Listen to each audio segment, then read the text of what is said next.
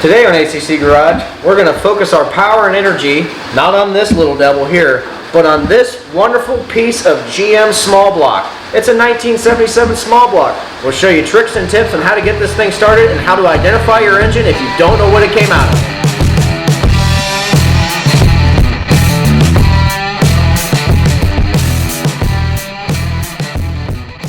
So before I get started on this whole episode, I wanted to clarify. This is an engine I did pull out of a junkyard car. The car was last registered in 2004.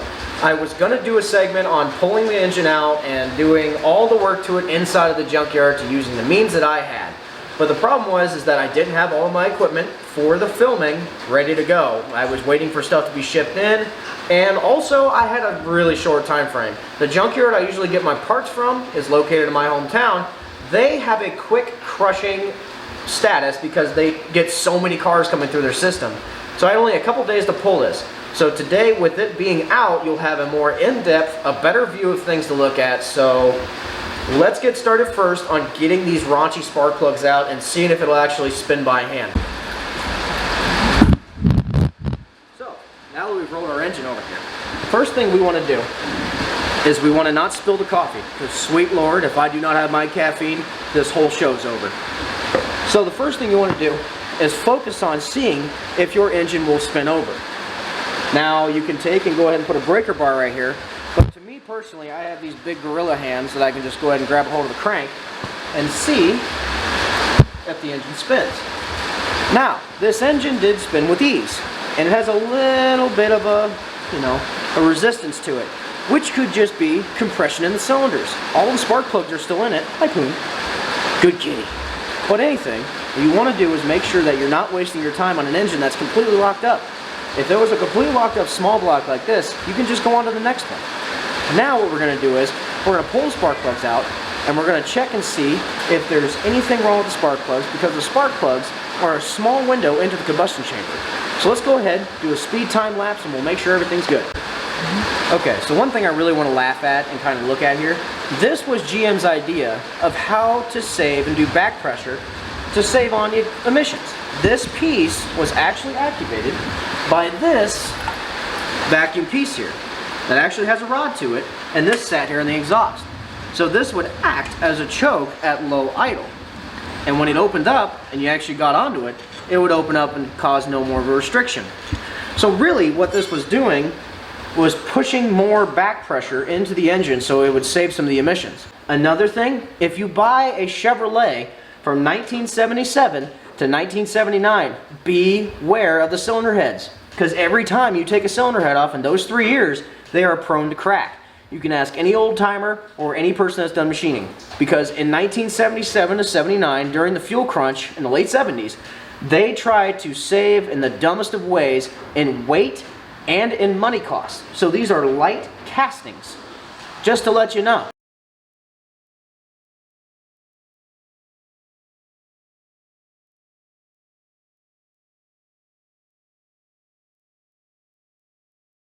So on a small block Chevrolet, they're numbered unlike a Ford. This side is the driver's side of the engine, which has markings of 1, 3, 5, and 7. This side is 2, 4, 6, and 8. That's how our Chevrolet usually goes. Now we're on cylinder 6, and that is not good. Not in the aspect of this being damaged, more of the nasty crud that was on this. To be honest, I'm going to have to really do some scrubbing on that, because it's caked all the way around the porcelain part of the electrode. So we're going to keep going, but if this is the worst that's going on in this engine, we're good so far.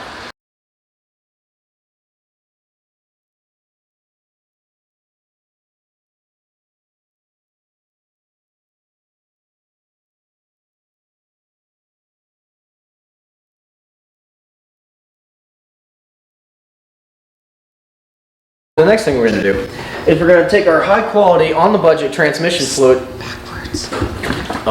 that we have gotten from a reputable person to use in this engine. Don't mind that last part, it's this stuff right here. So we're going to put some of this inside of the engine and I need a better budget. What I bought, the Not Make a Mess on the Floor 5000. Come here. All right, whenever you're ready. I've been recording. Oh, what the f?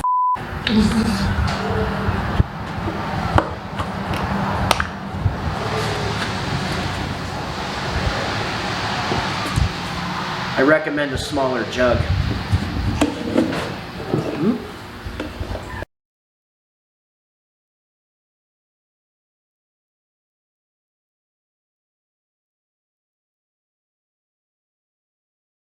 So the cool thing about this guy right here is that even though I already have fluid in the line a little bit, there's a little cutoff valve down here so you can make your life a little bit easier. This is mainly used for doing transmission fill-ups in the back of cars. You can pick this up at any parts warehouse. I would recommend getting it for most things. Like this thing fits perfectly inside of a spark plug hole, so we'll get back to it. And you don't need a lot. Just need probably an ounce or so, just so you have enough that'll cover. Because we're going to spin this engine, and we're going to get most of it out. Because, you know, we don't want to hydraulic a cylinder, because then we're just pissing in the wind. So, now we got Mr. I'm going to try everything over here. Aren't you? So back to the time lapse.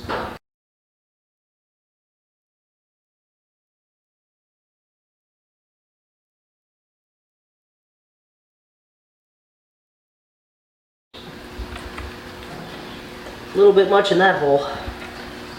Guess it couldn't take it all. The crowd goes wild. Alright, so now that we're done with that, let's move on to, say if you don't know what this engine is, how to identify it, and not step on the cat. So, real quick, we'll get readjusted and we'll show you how to identify your engine. And always make sure to have ample amounts of cat litter, if you're like me. I am worse than a 5-year-old in a spaghetti plate. So make sure that you have enough to cover your area, and make sure to use it up as much as you can, because once again, no one likes to buy shit you don't really need a lot of. So make sure you clean up your messes, because this is my buddy's shop, not mine, so shh. Okay, so another thing you want to do while picking your engine, and once again, I'm kind of out of order, so mind me. So you want to come and look if you can. Once again, this engine's out, so accessibility to casting numbers is way easier. If you look down here, this engine, on the back, you can see it in the dirt, it says GM. So it's a General Motors engine. And then 3970010, which translates to an engine that was built by GM in the small block Chevrolet or small block platform from 1969 to 1980 in a 2-bolt to 4-bolt range. That doesn't really help us identify what we have. So the next thing that could help us actually identify better is over here in the front of the engine. So on small block Chevrolets, they have a pad on the passenger side, which is down here, which if you can see right there, it is V0105CUB. Now the first couple letters and numbers correlate with where it was produced and what day and year. So this was a 1977 engine. What this is telling me, it was made in 1975 with the last number being a 5. Now, the CUB is the most important part. CUB, if you go to nastyz28.com, it's been a really good website. It's helped me out for a few years now. He has most of the engine suffixes on there for small block Chevrolet and big block Chevrolet. So CUB stands for a 1977 LM1 350 out of a B-body GM. The Delta 88 lands on the B-body platform. The worst part about this engine, it can be all the grime, it can be that crappy quadrajet 4-barrel intake on it, but the worst thing about this, it has 170 whopping, screaming crap ton of horsepower. This thing is as weak as a millennial's pull-out game. So, not to make any kind of sexual jokes or anything. Hello, YouTube demonetization, guys. But hopefully, in a further episode down the line, we might make this engine into a screamer. Just depends on what we do. But don't get offended. It's now on to the next part of this thing, which is going to be spinning the engine around and make sure we get most of the stuff out. And then we're going to go through and we're going to make sure that we get most of the transmission fluid out, because we don't want to hydraulic a cylinder. Next thing we're going to do is we're going to move the crank back and forth to actually get the transmission fluid all over the cylinder wall so it doesn't have any issues with the first startup, so there's no lubrication in the cylinders. So we don't have to worry about any kind of metal to metal, the rings are against the wall, something like that. We just want to make sure that everything's lubricated and doesn't have a problem. So we're just going to move it back and forth, not trying to spit all the tranny fluid out of it. Be careful because you don't want to pinch your hand in between here. It won't hurt that bad, but still does not feel good. So move it this way a little bit. Not spitting too much out. Oh, there's a little bit on that side. So I can already feel it, also because the spark plugs are out. I can feel that it's actually loosened up a little bit. There's not really any hard spots. Oops. It'll be fine. Just my buddy. He won't bitch about it too much. Now his girlfriend, on the other hand, hell to pay for that one. But now, since we've gone ahead, we spun it back and forth a little bit, we're going to go ahead and crank it around a few times, try to push as much fluid out as we can, because we don't want to, once again, have I been preaching, not hydraulic a cylinder.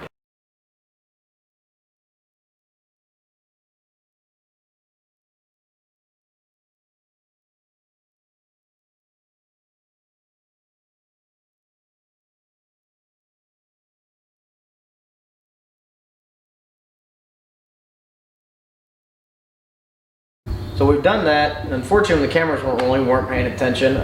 My fault. But what we went ahead and did was we went ahead and drained the oil. And we tried to check the filter a little bit. Now, if you come down here real quick, I'll get my handy dandy phone light out, not drop my phone in this nasty oil. But you can see it's pitch black. But if we stir it around a little bit, you can see that there's a brown tint to it a little bit. That means there's water or coolant contamination inside of the oil.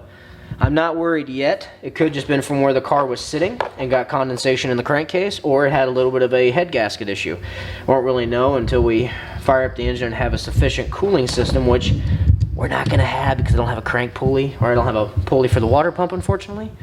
But the oil is black. It's not chunky. It didn't have paraffin in it, so this thing looks like it was taken care of mostly, besides some of the janky stuff on it. But we're going to move to pre-oiling the engine now. Let me just go ahead and find my pre-lubing tool.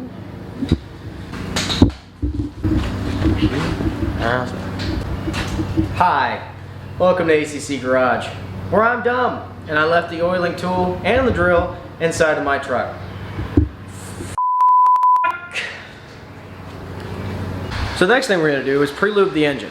So what we're going to use is this, a corded drill with a little tool I made out of it. Now you're probably thinking, where did this piece come from? Well, on a Chevrolet HEI, if you take this roll pin out right there and you remove this gear, you'll find this piece. What you'll have to do is also, if you have a junk, can't save it, maybe a chunk's missing off of it, all you do is you cut at the bottom, or if you want to, take it and cut it right at the cap or the rotor inside of it, the cap, and then you can use this rod. The good news is, let me put down the distributor. Boom, watch the distributor. Thank you. What you do is you want to put this slot inside of a piece like this. You won't be able to see with my camera, and it'll sit like this. We're going to slowly, or have a decent RPM, to turn the oil pump to pre-lube the engine to get everything up top. Okay, so after you've pre-lubed your engine, you can be able to look down at your valve cover, make sure the dribble will rest it off. You can look down inside this valve cover here, and you can see actually oil being in there. You can't see it right now because I have piss poor light and the camera's not good in low light. So after you've pre-lubed it, that means you have engine that's flowing through your valve train and actually to the top of your engine. The engine should be ready to fire up after you've stabbed the distributor and put a carburetor on it. So we're going to go ahead and put the plugs back in, get the distributor stabbed and put in correctly, and then we're going to try to find a carburetor of our choice.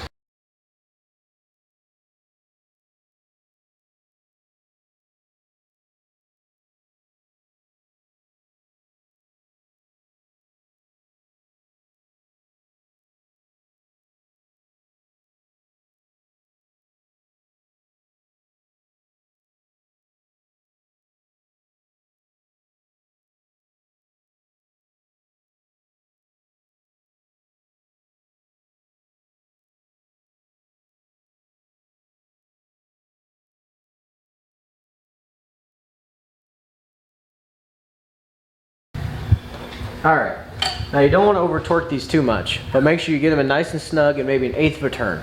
You don't want to put these in too hard in case you have to take them back out later. So, one thing you also want to do if you don't have a distributor inside of your engine yet, because again, this is a junkyard engine. Mine did not come with the front accessories, the alternator, the carburetor, or a distributor. So what you want to do is, you need to keep your #1 cylinder spark plug out so you can find the compression stroke of the engine. Now, how do you tell which is cylinder 1? You can either access a diagram for the internet that tells you, once again, this is a small block Chevy, 350. It'll actually help you identify. But if you have a factory cast manifold, they'll actually be numbered on the runners. My cap's kind of in the way here, so excuse me, but you can see the 1 there. But if you have an aftermarket intake, another thing you can do is if you look over the top of the motor or the engine, depends on where you are at or whatever you know, you can kind of see this side of the engine sits more forward than this side, which indicates cylinder 1. But if that doesn't help you, then you have one weird ass engine. So what we're gonna do is we're gonna slowly crank the engine over until we hear it fart or push up and push air to the top, which means the valves are closed and it's coming up on compression. And that's what we want. So you're gonna spin it, hopefully with more ease than I have. And you can kind of hear it going, but I'm gonna go ahead and stick my finger on here and you can hear it hissing at me. It means it's coming up on compression. Now, you can also look at the timing mark here, which you probably won't be able to see, but there's a line here, and the timing mark is right here. So you'd have to look at it from inside or behind the water pump. Won't be able to see it, but we're gonna put a piece of wire in there, and we're gonna make sure that we're all the way to the top, and we're gonna show you how to stab a distributor correctly. We went ahead and marked where our #1 cylinder positioning is going to be on the rotor cap. Right there. So, remember that it's really close to the vacuum advance. So you grab a flathead screwdriver, and on these HEIs, there are 4 screws. You just press down and turn. Just get them all off. Make sure to keep a hand on that cap so it doesn't fall down and crack, because then you're going to have more problems than you want. So pull that off. Go ahead and pop this off. Disconnect the actual wires from the HEI without cracking these little side pieces gently. And then you can lay your cap off to the side where your shop cat will sniff the ever-living daylights out of it and proceed to stabbing the distributor in. So once again, I'm going to turn it a little bit before this because we'll have to rotate the engine around for it to actually be stabbed in correctly. So we're just going to go ahead. We're going to weasel it in. But stop myself there. Remember how I said this was part of that tool I had? So you need to line up that slot right there with the fork piece that is down in the actual engine inside of the oil pump. So I'm going to take a gander real quick, and it is facing this way. So in correlation to my distributor, I have to look at this and go, okay, it is now facing the way it wants it. So we're going to take it, make sure that you have your gasket, because it will leak like no tomorrow. Drop it in, move it around just a little bit.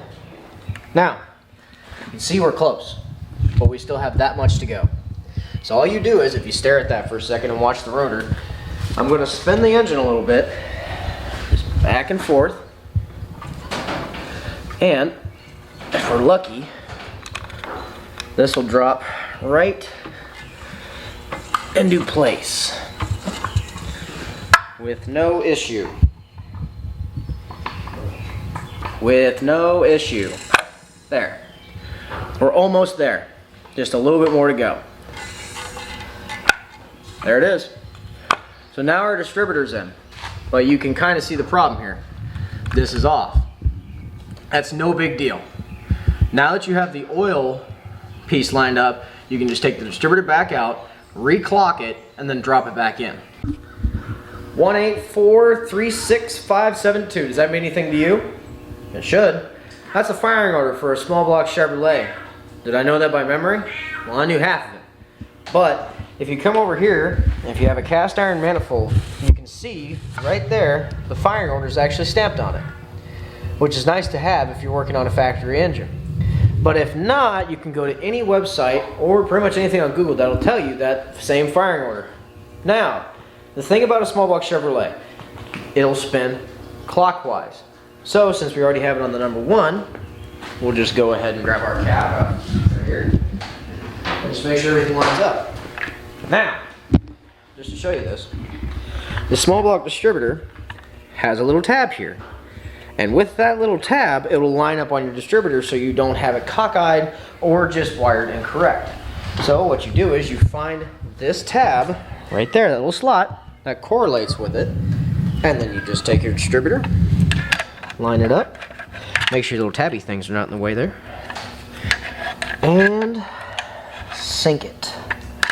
And sink it. Like so.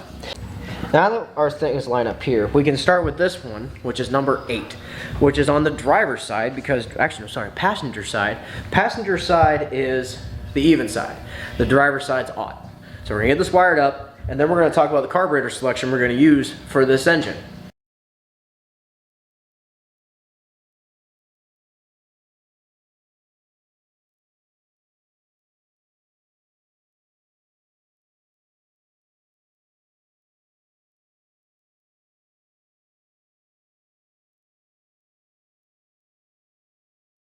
Is that you have a distributor hold down or distributor locking piece.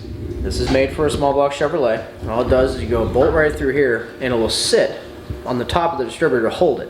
Without this, you'll have this wonderful pain, and you'll have a small block Chevy with variable valve timing, which you don't want because these things hate it. So now what we're going to do is bolt down the distributor, and I'll go ahead and do this so I don't forget, because it'll bite me in the ass because I forget shit. Let's clip that back in. So, when doing a junkyard engine, you pray and hope there's a carburetor on it. Hopefully something like this. This is a single pumper Holley that's got a vacuum secondary on it. It's a single pumper because it has 1 metering block and 1 accelerator pump. This is the accelerator pump for a Holley. Right there, that's what makes fuel go squish. This is a nice unit. It'd be great to have on an engine like this because it's about a 700 to 650 CFM carburetor. But unfortunately, this is a cast iron factory tube intake from the 1970s. So we're going to go with every old person's most hated carburetor, known as the Rochester Quadrajet, or also known as the Quadrajunk.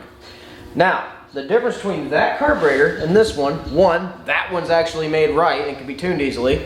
This one is a metering rod carburetor. You can't see, but there's 2 metering rods inside of here that actually do, help move the fuel around and also regulate the fuel going through. The Holley is different than that. So let me talk about this. This is a spread bore. The spread bore has 2 different sizes. This is the primary side of the carburetor, which are smaller, and they did that because this was supposed to be the economy carburetor. You had about 55 miles an hour, and these things would be open wide like so. But after you needed the passing gear or needed to go faster, the back ones would open and give you the actual horsepower you needed. So this was GM's economy carburetor, and carburetor mostly used from the 1960s up to the 1980s when they discontinued it. This is what we're going to use, and the little vents in the front, because it's a baby carburetor when you don't step into it. So we're going to bolt this down, and then we're going to work on a fueling system and give you a tip. We're not actually going to build a fuel system for this. We're just going to fill the bowl just to hear it run, because I don't have a cooling system, because once again, somebody thought they needed that water pump pulley for something for no apparent reason. So I'm just going to start this engine for a few seconds to see if there's really any initial problems with it that I need to worry about at this time. Now, another thing you need to know about the Rochester Quadrajet is, unfortunately, it's not like a Holley that needs 1 inch, 5/16, 18 bolts usually to bolt it down. A Quadrajet requires at least a 4 to 4.5 inch bolt because it goes through the carburetor to bolt it down to the manifold. So Be wary of that if you have to use a quadrajet on any vehicle that you're going to use, or if you have to put one back on it. Hopefully someone left you the bolts, unlike this douchebag. So get this on, and then we'll be able to probably fire this thing up after we get a battery connected and do a few other little things. We're going to start by putting fuel through the vent tube into the carburetor.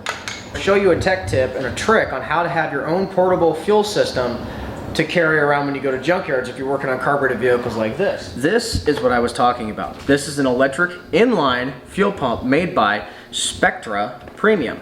The part number is A016EP. Just go ahead and show you. There you are. Now you can pick this up at your local parts store or maybe online for cheaper, but I paid $27.99 for this pump. And you may think, wow, that's a little expensive. But for an inline electric pump that only needs 2 wires, it has your positive, which is the brown wire, and the black wire is the negative. It comes with 2 5/16 line fittings that you can put a little P-clamp on and hold it down really nice. It also comes with a nice little filter if you need it. Not really the highest of quality, but it's still a filter. Some extra rubber line in case you just want to splice it in real quick. It also comes with this nice little clamp if you want to put it on the side of your frame rail or really any place that's accessible to be used for it. Also comes with a set of these nice crimps that you can use to splice into your wiring, or if you're running a relay, which I would recommend running a relay and a fuse in case there is actually a problem. The reason I'm talking about that is, even though we're probably not going to use it to just fill the float bowls in the quadrajet, is that our fuel pump, unfortunately, is mangled. And probably the diaphragm's bad. We really don't know the condition of this, but this right here is a downer. Now, there's a line right here that used to go in here. It goes up to the carburetor, which mine was snipped, which means I didn't have a quadrajet carburetor or a carburetor fitting. So I didn't panic because this fitting, most of the times, is the same thread pitch as this guy up here on the carburetor. And the good news is that now I have a piece of line I can hook into and a fitting in itself. That's a quick tech tip. So, just get one of these nice older gas cans and you don't have to worry about the stupid safety child bullshit. And don't pour it on the cat because he's a pain in the ass. Pour, damn you. And to be honest, you don't need that much fuel. So this will suffice. So you go ahead, you put your little tiny baby funnel that you got from China Freight, not a sponsor, and you just slowly pour it in. Painstaking process, I tell you. Should be a hand model. Probably looks pretty good right now. Now you see, it started to come up here. That's where the metering rods are at, and you can see that's full now. And it's all the way up to there. So, now that that's full, we have to address another problem with a carburetor like this. It was a 60s, it was an 80s carburetor. The problem is that all of the little vacuum hoses that are on this engine are brittle, or to be honest, they've been cut and everything else. Problem is, I may have been a contributing factor to that, but we don't hold that against me, right? So, what I like to carry around is a little baggie of these vacuum plugs. What you need to do is, you need to go around the carburetor and you need to find your vacuum holes. And unfortunately on a quadrajet, there's about 500,000 of them. So make sure to have a lot of these or have some vacuum hose around with some screws. So the good news with the GM HEI, this distributor here, there's no points or any kind of brake contact inside of it. It's all one big unit inside of the cap right here. So the good news is, when you're wiring up a GM distributor, you need one wire that I have here, which is probably 18 gauge, maybe a little bit bigger. Take it, and you just clip it up in there. You just clip it on up in there, and it stays. And now you have your hot wire. So now you take this over to your battery, and after you've hooked everything up here, so what I would recommend doing if you're ever doing an engine startup, just to go with these. It is a lot more common to find top post batteries, and it's not that hard. If you strip out the sides on a side post, you're screwed. Always have a set of these handy. They're cheap. They're at your local auto parts store. Just check them out. They're very, cheap. They're easy, and they haven't failed me yet. So all we're going to do now is that we have our negative wire and we have our positive. And then we're going to hook up this little fancy doohickey, and then we should be ready to go. So the good news is about this little fancy trigger here, even though it says, strap-on it, It doesn't matter. If you have a cheap one of these, it still works. China Freight or Harbor Freight should actually have these for about $10. They're nice to have in anyone's toolbox. So as you can see right now, it doesn't work. I'm gonna hook this up to the positive side and see if that the starter works. And the starter works great and the battery is actually pretty strong. I actually did not know the condition of this battery. So what you do now, remember that wire? You take your wire, make sure it's out of the way of the flywheel, and you just clip it on with the other side. Now, this is going to be really loud, so if you have your speakers or earbuds in, full warning. A few pumps, and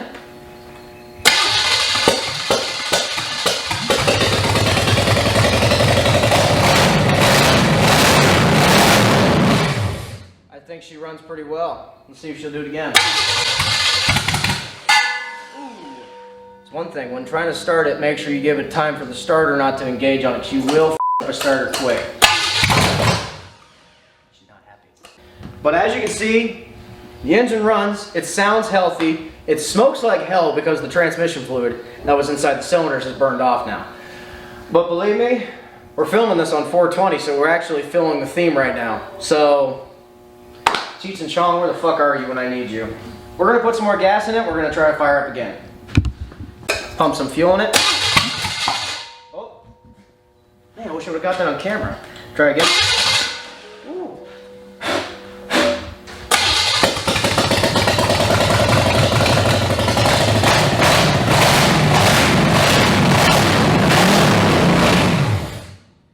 You see, it runs. The best thing about this whole deal is that I paid $125 for this engine and a transmission.